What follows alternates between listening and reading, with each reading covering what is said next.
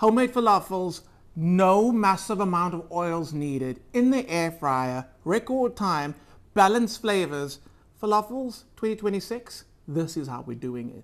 The first thing you're gonna have to do is put away the canned chickpeas. You're only gonna make this recipe with dried chickpeas. A little bit of effort, but all you're gonna do is pop it in some water, let it soak overnight, and this bag turns into this bowl of chickpeas. And this is what you need to make our falafel. So, into the blender it goes with the rest of our ingredients. Originally, you would add onion. I'm not a fan of onion in falafel, but we're gonna definitely do garlic. So garlic goes in, and then we're gonna do herbs.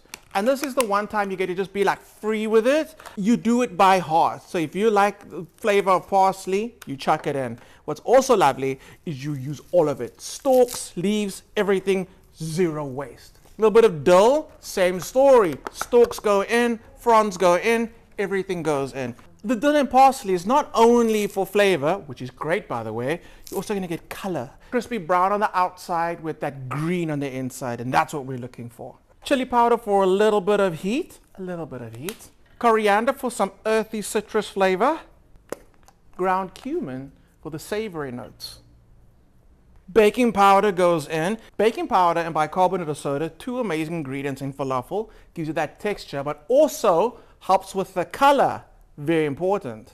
I mean, it's important, a lot important, but not a lot of baking powder. You know what I mean in the edit. There you go. Okay. A bikkie salt, a bikkie pepper. We're not done yet, but I thought it's a good time to show you what it looks like halfway. So quite chunky, quite coarse. It's not holding together yet. The end result that we're looking for needs to almost mold. Sometimes while the chickpeas are hydrating in the water, they might actually take on too much water, and you'll end up with a mixture that's quite squishy and too wet. Sounds crazy, but absolutely works. Just get a clean kitchen towel, add the mixture to the kitchen towel, and then wring it out. All that excess moisture will come out. You do not want excess moisture in this recipe.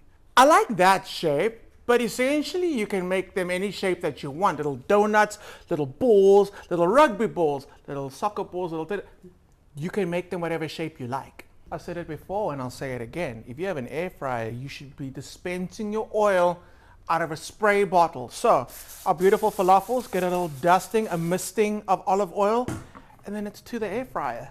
I've always loved that falafel is served with chickpeas. I mean, what do you want with your chickpeas?